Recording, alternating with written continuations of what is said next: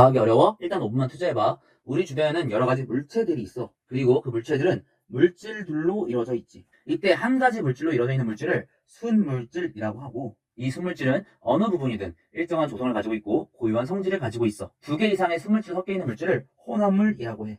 앞서 말한 것처럼 물질은 여러 가지 성질 중에 그 물질만이 나타내는 고유한 성질인 물질의 특성이 있어. 그리고 이 물질의 특성을 이용하면 순물질과 혼합물을 구별할 수 있지. 이번에는 이 물질의 특성들을 알아보자. 밀도는 어떤 물질의 질량을 부피로 나눈 값이야. 즉, 단위 부피당 질량을 의미하지.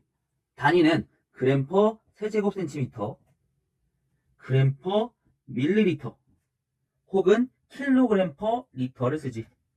밀도는 일정 온도에서 물질의 양에는 관계없이 같은 물질에선 일정하고 물질 종류에 따라 달라. 즉, 물질의 특성이지.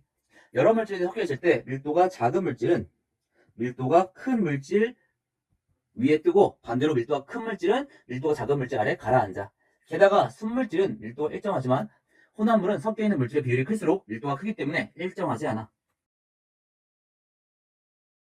물질이 녹는 정도도 물질의 특성이야. 한 물질이 다른 물질에 녹아 고르게 섞이는 현상을 용해라고 해. 예를 들어 소금을 물에 녹여 소금물을 만드는 것처럼 말이야. 이때 소금처럼 녹는 물질을 용질, 그걸 녹이는 물과 같은 물질을 용매, 그리고 그 결과물인 소금물을 용액이라고 부르지.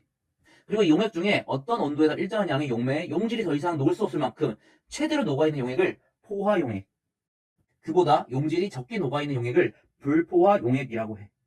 일정한 온도에서 용매 100g에 최대로 녹을 수 있는 용질의 질량을 용해도라고 하는데, 용해도는 온도와 용매가 같을 때 일정하고 물질의 종류에 따라 달라. 즉 용해도는 물질의 특성이지.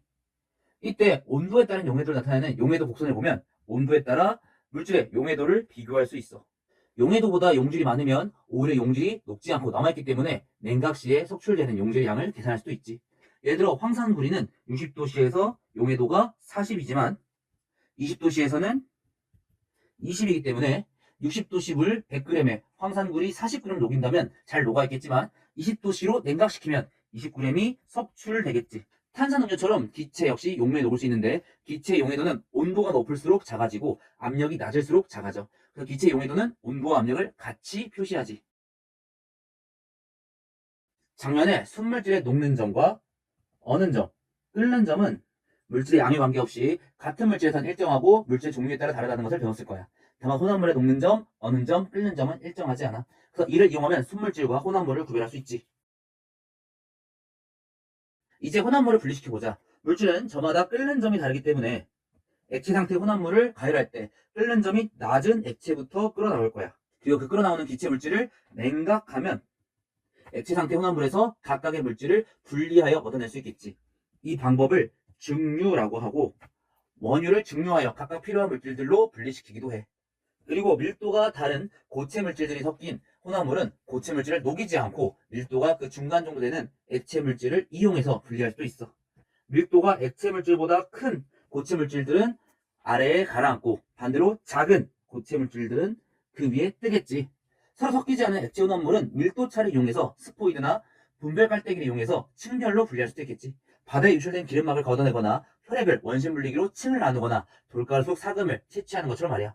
적은 양의 불순물이 섞여 있는 고체 물질은 용매에 녹인 다음 용액 온도를 낮추거나 용매를 증발시켜서 순수한 고체 물질을 얻을 수도 있어. 이 방법을 재결정이라고 하고, 이 방법을 이용해 바닷물을 증발시켜 염전에서 소금을 얻거나 약품을 정제시킬 수도 있지. 여러 가지 색소가 섞인 잉크 같은 경우는 색소마다 성질이 비슷하거나 매우 적은 혼합물이라 끓는 점이나 용해도 등으로 분리하기 어려워. 하지만 이 물질들은 용매에 따라 이동하는 속도가 다르지. 이 특성을 이용해서 분리하는 방법을 크로마토그래피라고 불러. 예를 들어 여러 색소가 섞인 잉크를 찍은 거름종이 한쪽 끝을 물에 담그면 물이 거름종에 스며들면서 잉크의 색소도 같이 퍼져나갈 거야. 다만 색소마다 물을 따라 이동하는 속도가 다르기 때문에 어떤 색소는 물을 따라 빠르게 이동하고 어떤 색소는 느리게 이동하면서 분리되겠지. 이 방법은 과정이 매우 간단하고 걸리는 시간이 짧을 뿐더러 앞서 말한 것처럼 매우 적은 양의 혼합물이나 성질이 비슷한 물질이 섞인 혼합물을 분리할 수 있어. 그리고 한 번 과정으로 여러 물질이 섞인 혼합물을 분리할 수도 있겠지. 이 크로마토그래피는 약물 복용 검사, 의약품의 성분 분리, 단백질 검출, 잎의 색소를 분리하는 등의 과정 등에 이용돼.